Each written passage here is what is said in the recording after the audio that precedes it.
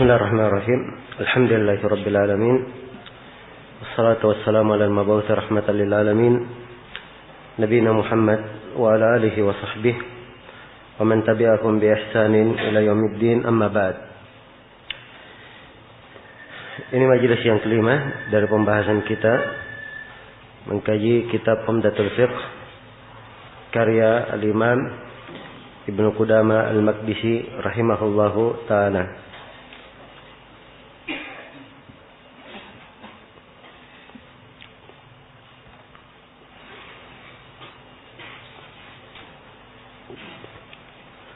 Pembahasan berikutnya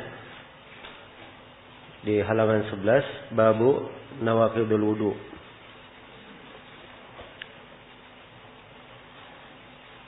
Bab pembatal-pembatal wudu.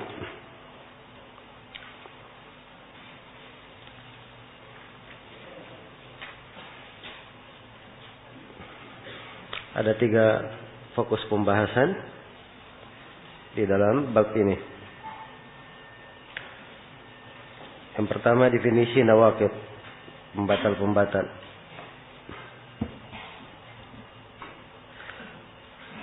Nawaqid adalah jamak dari naqid, yang bermakna pembatal.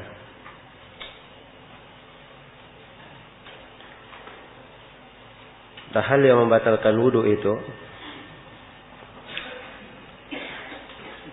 adalah perkara yang diterangkan di dalam Al-Quran maupun di dalam hadits Rasulullah Sallallahu Alaihi Wasallam. Karena ketetapan wudu dan keberadaan seorang berwudu itu dengan ketentuan syar'i,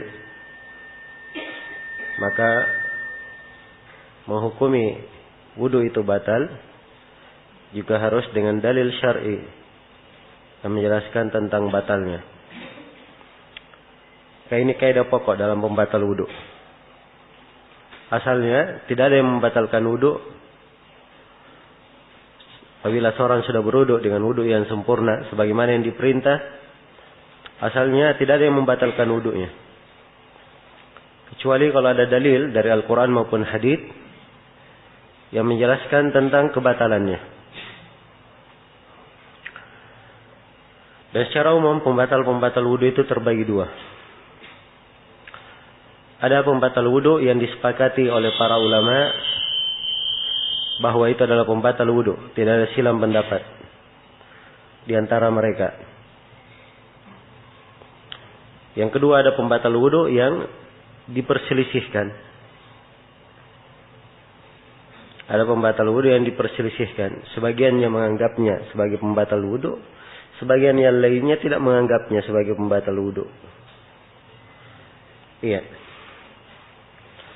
Dari Ibnu Qudamah di sini rahimahullah akan menyebutkan 7 pembatal wudu. Sebagian yang beliau sebutkan disepakati, sebagian yang beliau sebutkan ada silang pendapat. Kata beliau, wahia sab'atun. Pembatal wudu ada 7. Dan penyebutan 7 ini namanya ala sabilil istiqra' wa tatabbu'. Ya, dengan meneliti dan membahas. Ternyata tidak diketemukan kecuali 7. Tapi ini dibangun di atas ijtihad dari Ibnu Qudamah rahimahullahu ta'ala.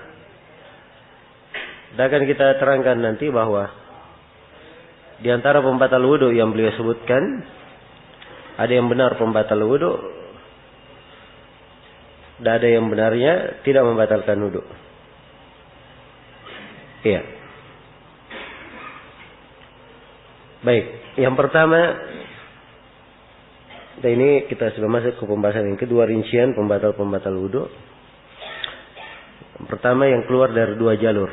Kata Ibnu Qudamah, al-khariju minas sabilaini, yang keluar dari dua jalur, yaitu dari qubul dan dari dubur, dari depan dan dari belakang.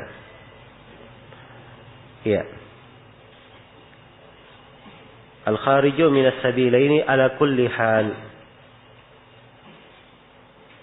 Di cetakan antum tidak ada kata ala kulli hal ya, boleh ditambah. Yang keluar dari dua jalur pada segala keadaan. Iya. Jadi ini yang dipegang di dalam mazhab, bahwa seluruh yang keluar dari dua jalur, dari depan dan dari belakang, secara mutlak membatalkan wudu. Apakah yang biasa keluar dari depan maupun belakang, maupun keluarnya jarang atau kadang-kadang? Iya. Baik. Sekarang mungkin ada yang bertanya, apa dalilnya? Setiap yang keluar dari depan maupun belakang pasti dikatakan membatalkan wudu. Jawabannya bahwa Ibnu Qudamah dan ulama yang lainnya yang mengatakan seperti ini, mereka menyebutkan sejumlah perkara yang membatalkan wudu keluar dari depan dan dari belakang. Maka mereka kiaskan dan mereka buat kaidah, setiap yang keluar dari depan dan belakang maka itu adalah membatalkan wudu. Jelas ya? Jadi sebagiannya adalah dalil dan sebagiannya kias.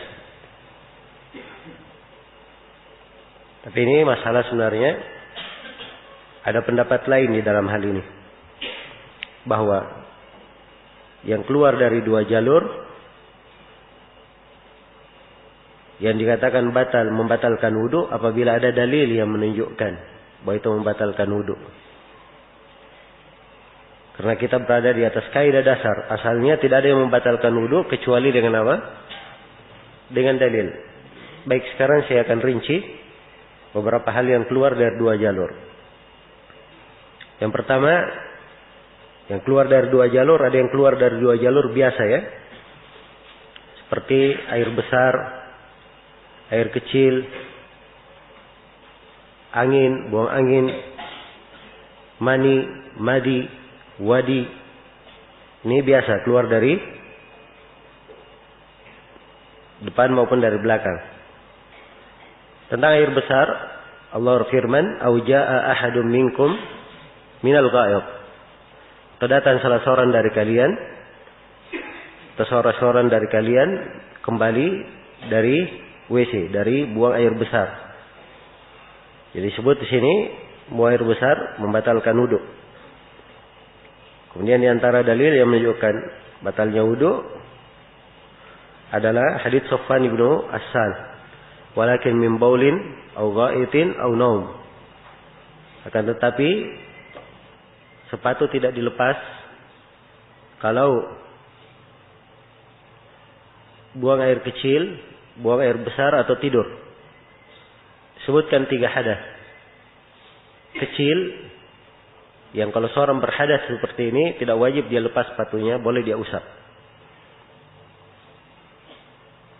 Nah, adapun angin, hadits Abu Hurairah riwayat Muslim dan juga hadits Abdullah bin Zaid muttafaqun alaih, la yansarif hatta yasma'a sautan aw yajida rihan. Jangan dia tinggalkan salatnya sampai dia dengar suara atau dia cium bau.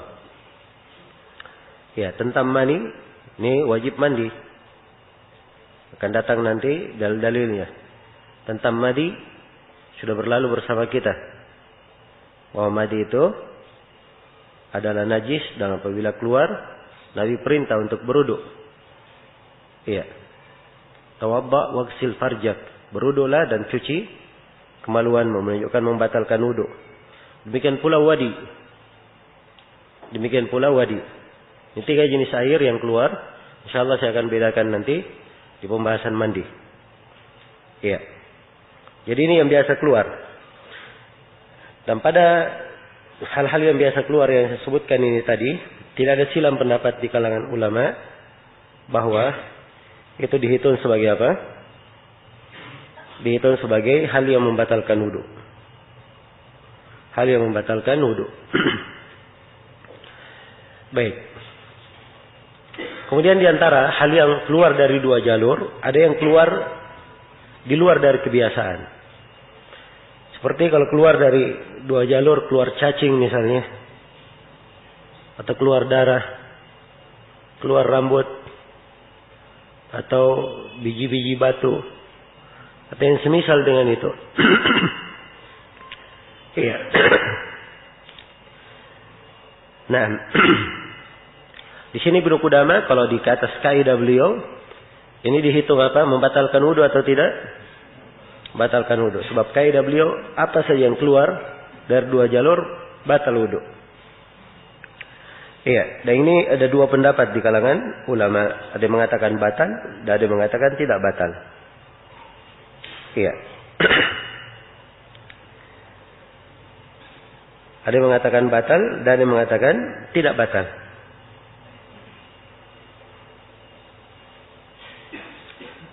Dan yang kuatnya di dalam hal ini bahwa hal-hal yang keluar dari dua jalur selain dari apa yang telah kita sebutkan, ini perlu dalil khusus yang menunjukkan batalnya. Kecuali kalau misalnya keluar cacing disertai dengan kotoran-kotoran atau bercampur dengan kotoran, maka ini dia dianggap telah membatalkan apa? Wudu. Iya. Demikian pula kalau keluar darah, apabila bercampur dengan apa kencing, maka ini dianggap membatalkan wudu. Tapi kalau hanya darah saja yang keluar, maka ini kita tidak mempunyai dalil khusus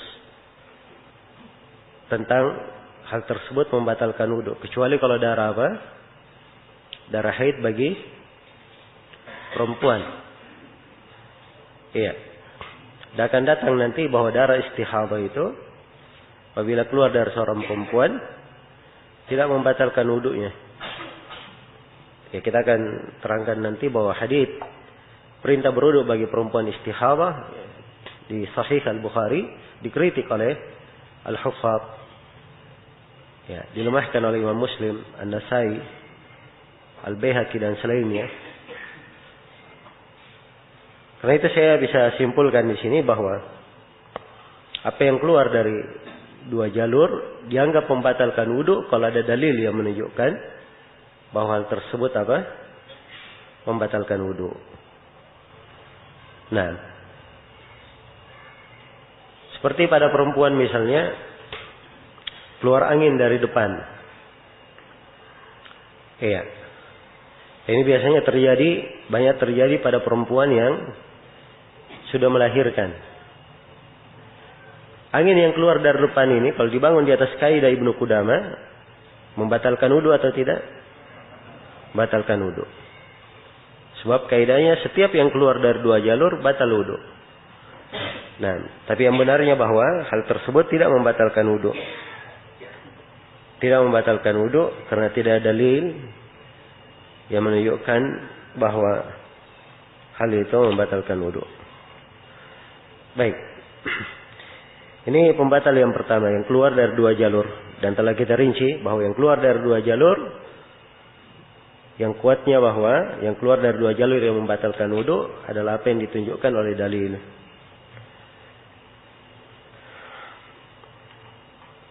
Berikutnya, yang kedua, najis yang keluar dari selain dua jalur tapi sangat menjijikkan.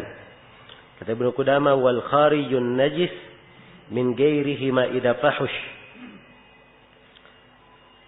Hal yang najis yang keluar dari selain dua jalur tapi fahush, menjijikkan. Iya. Seperti darah yang keluar dari luka atau yang keluar dari hidung, atau seperti nanah, bisul, atau seperti muntah. Ini semuanya keluar dari tubuh tapi tidak melalui kubul dan tidak melalui dubur. Di tempat yang lain keluarnya. Menurut Ibnu Qudamah ini juga apa? Ini juga pembatal wudu. Iya, dan ini salah satu pendapat di kalangan ulama. Ada pendapat yang kedua. Sebagian ulama berpendapat bahwa hal-hal yang keluar dari selain dua jalur ini tidak membatalkan wudu. Tidak membatalkan wudu. Karena tidak ada dalil yang sahih dan sharih menunjukkan hal tersebut membatalkan wudu. Maka asalnya adalah seorang berada di atas kesucian. Muntah misalnya, walaupun ada dalilnya haditsnya lemah. Demikian pula nanah, bisul dalam hadits yang lemah. Iya. Demikian pula darah mimisan juga haditsnya lemah. Karena itu yang benarnya bahwa hal-hal yang seperti ini tidak membatalkan wudu. Tidak membatalkan wudu. Dan ini pendapat insyaallah taala lebih kuat. Karena itu apabila ada seorang yang mencabut giginya atau dia periksa darah atau ia mendonorkan darahnya atau yang semisal dengan itu, ini tidaklah membatalkan wudunya. Baik. Jadi yang kedua ini yang disebut oleh Ibnu Qudamah yang benarnya tidak membatalkan wudu. Kemudian yang ketiga, hilangnya akal. Kata beliau wa zawalul aql. Hilang akal. Hilang akal ini banyak sebabnya. Apakah karena dia pingsan atau karena dia mabuk atau karena dia tidak waras atau yang semisal dengan itu. Dan hilangnya akal membatalkan wudu menurut kesepakatan ulama, tidak ada silang pendapat. Dan ini dari pembatal wudu yang tidak ada silang pendapat di kalangan ulama. Dalilnya adalah Nabi sallallahu alaihi wasallam di sakit yang beliau meninggal, beliau pingsan. Setelah beliau sadar, beliau meminta air, kemudian beliau berwudu darinya. Maka ini menunjukkan bahwa hilang akal ini membatalkan wudu. Berikutnya dari pembatal wudu adalah tidur. Ini sebenarnya di poin yang kita sebutkan, tidur sedikit. Ini perkecualian dari di atas ya. Hanya saja ada kekeliruan dalam penulisan di sini. Yang mungkin bisa diperbaiki.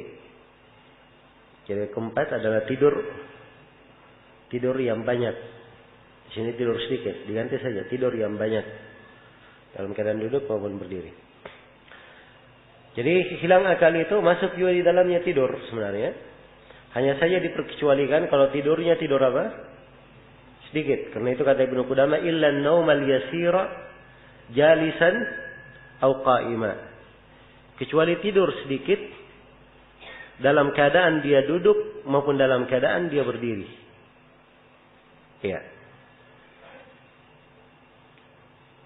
Kita masuk di pembahasan tidur ini. Apakah tidur itu membatalkan wudu atau tidak? Ya, kalau asal tidur itu sendiri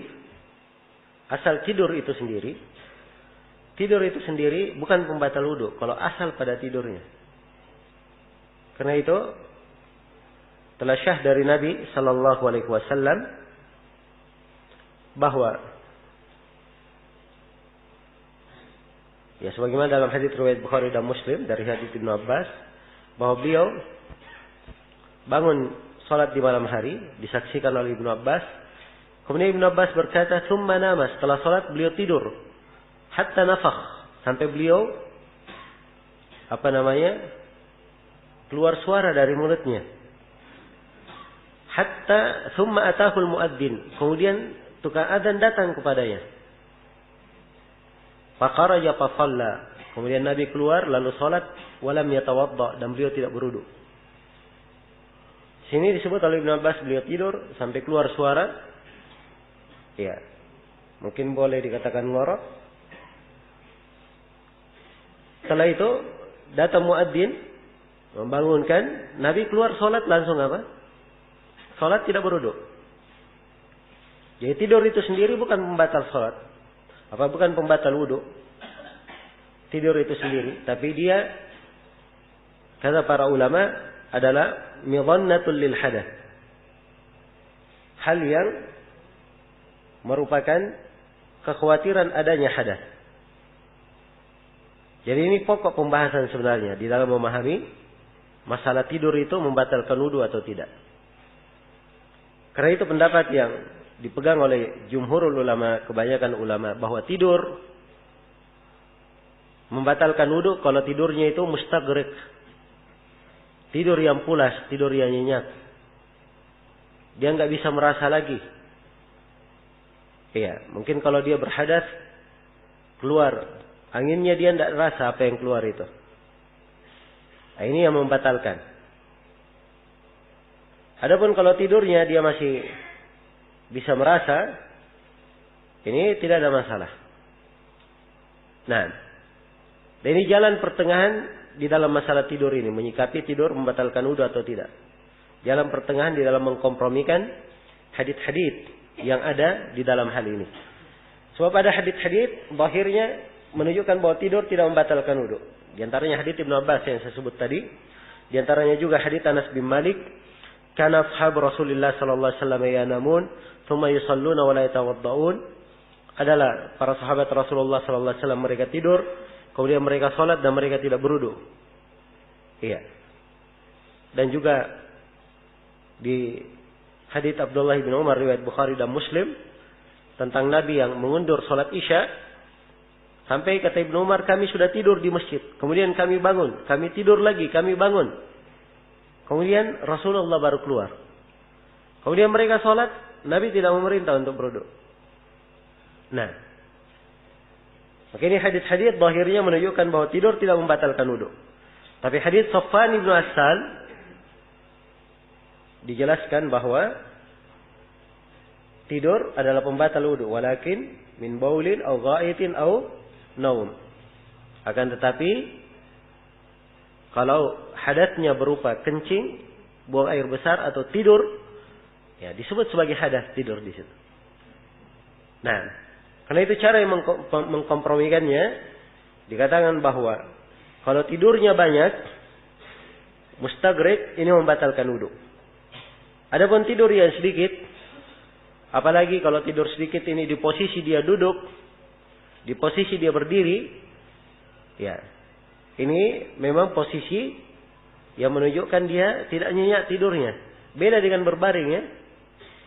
Ya, kalau berbaring, biasanya kalau sudah berbaring, itu lebih mengantar kepada kepulasan dalam tidur. Tapi kalau dia duduk dan berdiri, ini biasanya ya masih mampu untuk menguasai dirinya. Baik. Jadi ini secara global tentang masalah tidur. Ya, tidur itu dirinci keadaannya.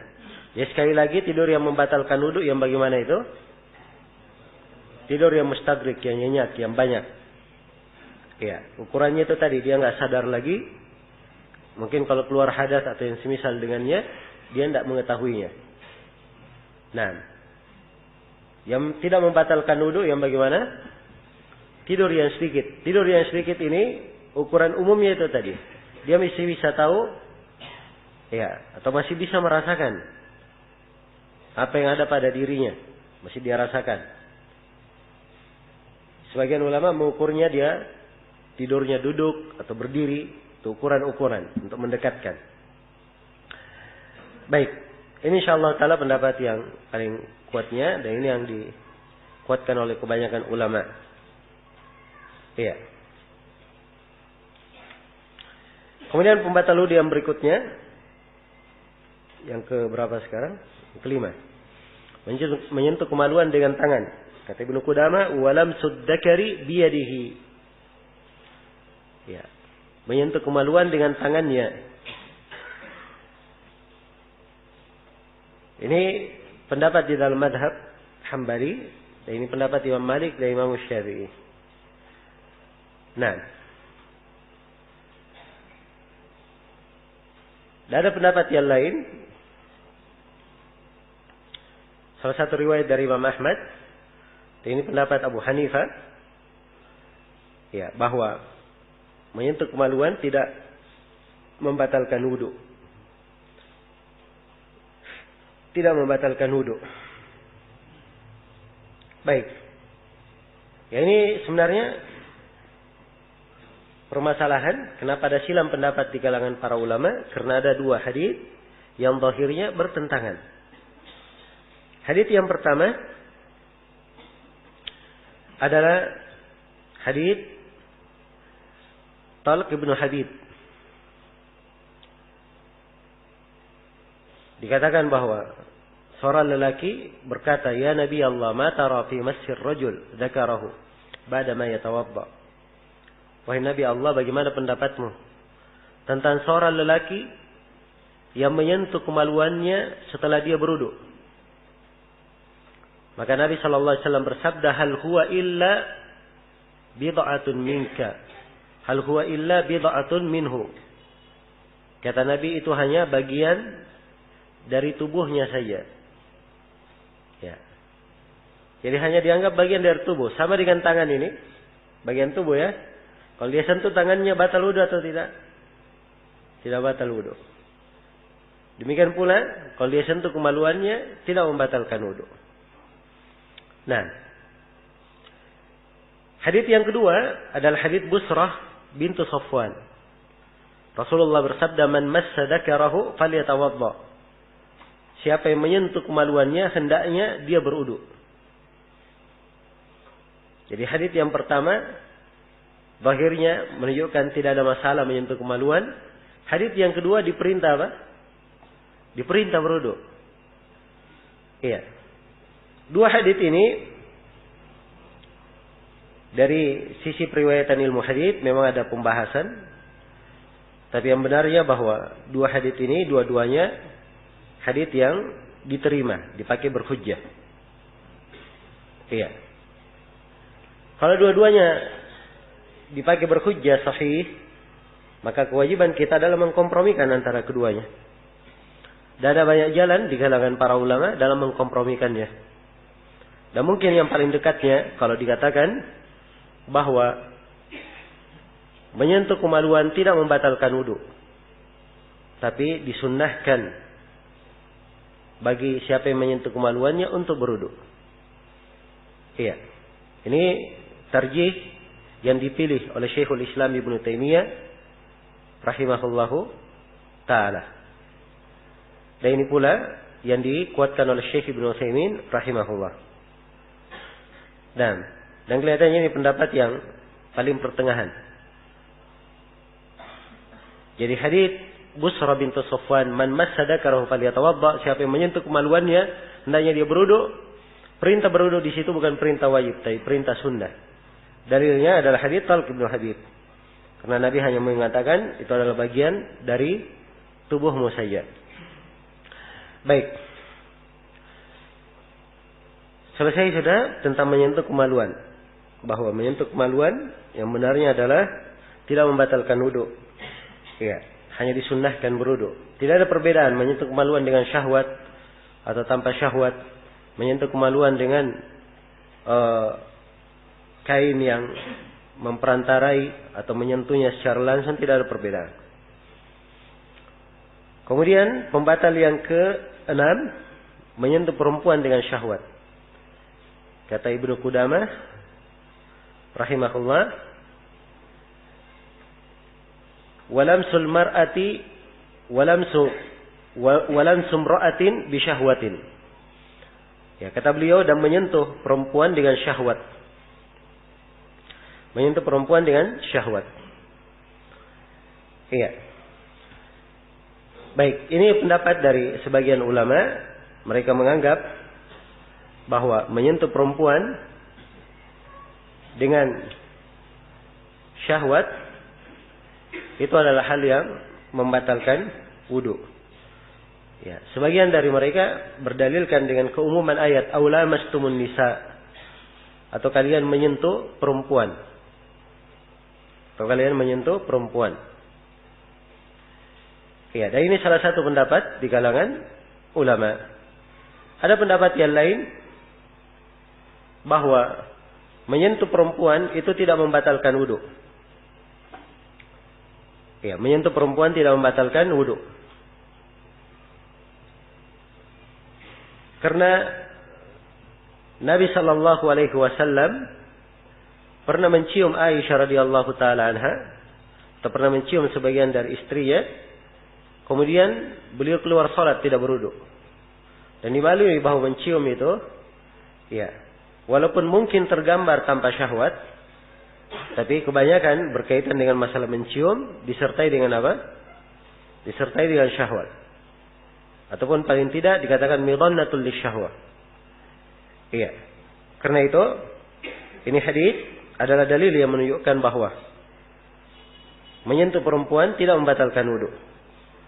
Juga di antara dalil adalah hadis riwayat Bukhari dan Muslim dari hadis Aisyah juga tentang Nabi sallallahu alaihi wasallam kalau salat malam.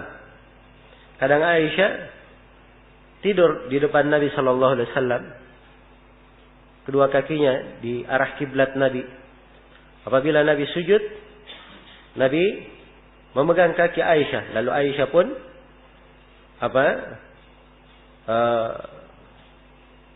menarik kakinya. Dan apabila Nabi berdiri dari sujudnya, Aisyah meluruskan kembali kakinya. Nah, di sini menyentuh tentunya, dan Nabi sallallahu alaihi wasallam dalam keadaan salat menunjukkan bahwa menyentuh perempuan tidaklah membatalkan wudu.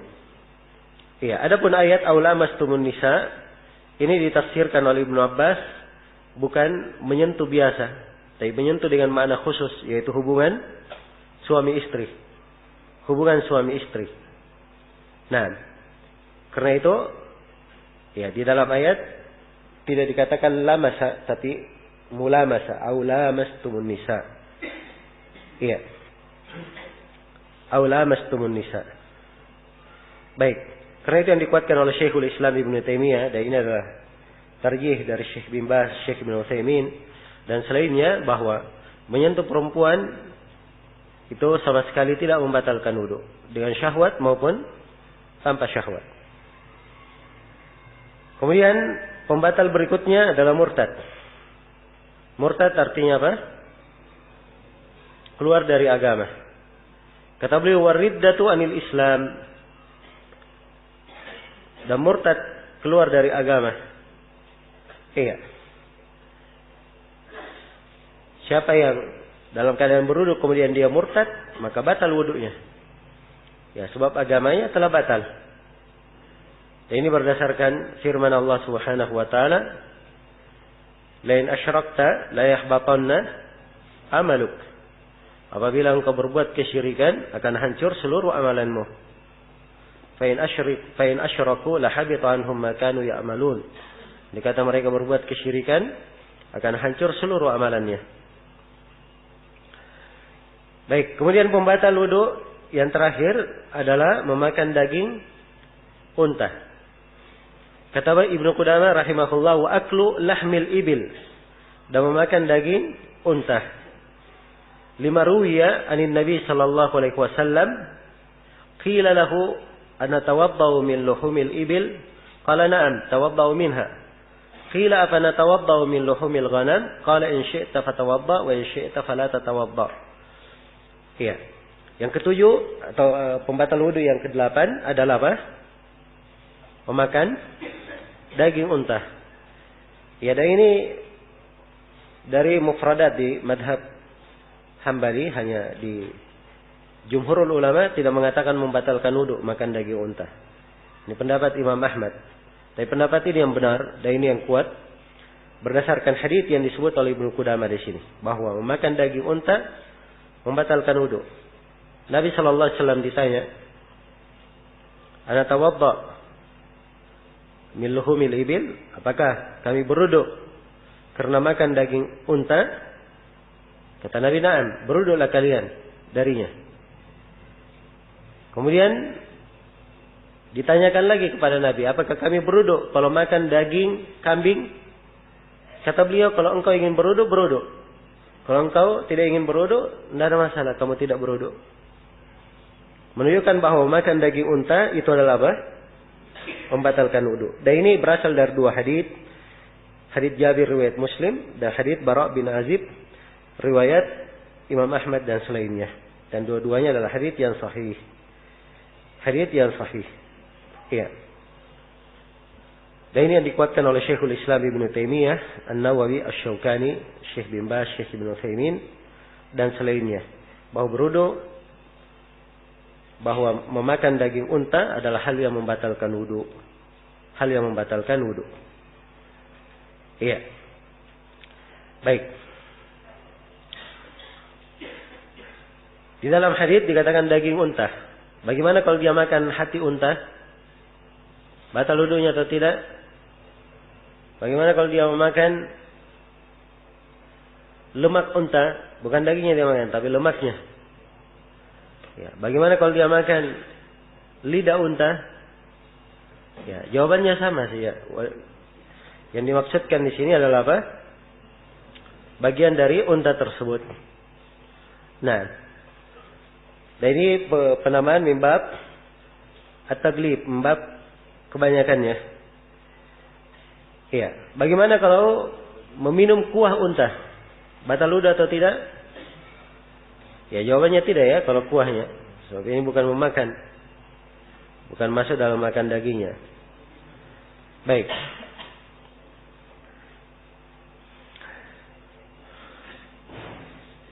Selesai sudah tentang pembatal-pembatal wudu. Nah, di antara hal yang membatalkan wudu, kaidah umum, segala perkara yang mewajibkan mandi, maka itu adalah hal yang membatalkan wudu. Kalau dia keluar darah haid, keluar darah nifas, maka itu membatalkan wudu atau tidak? Jawabannya iya, membatalkan wudu. Karena itu wajib mandi, maka pasti membatalkan wudu. Demikian pula kalau keluar atau dia melakukan hubungan suami istri, atau dia bangun mimpi basah, ya kemudian dia ketemukan basahan, ini juga membatalkan wudu. Jadi kaidah umumnya segala hal yang mewajibkan mandi itu juga adalah apa? Pembatal wudu. Itu juga pembatal wudu. Baik. Saya kira ini yang berkaitan dengan pembatal wudu. Pembahasan yang terakhir, hukum orang yang yakin bahwa dia telah bertaharah tapi kemudian ragu bahwa dia berhadas atau tidak, atau sebaliknya. Ya, ini kembali Ibnu Qudamah mengulangi permasalahan berkaitan dengan orang yang ragu atau yakin. Nah, kata beliau, wa man tayaqqana at-taharah wa syakka fil hadath. Siapa yang yakin dia bersuci, kemudian dia ragu di dalam hadas. Atau tayaqqana al-hadath wa syakka fi at-taharah. Atau dia ragu berhadas, atau dia yakin berhadas tapi dia ragu bersuci, fa huwa ala ma tayaqqana minhuma. Maka hukumnya adalah apa yang dia yakin pada dua keadaan itu.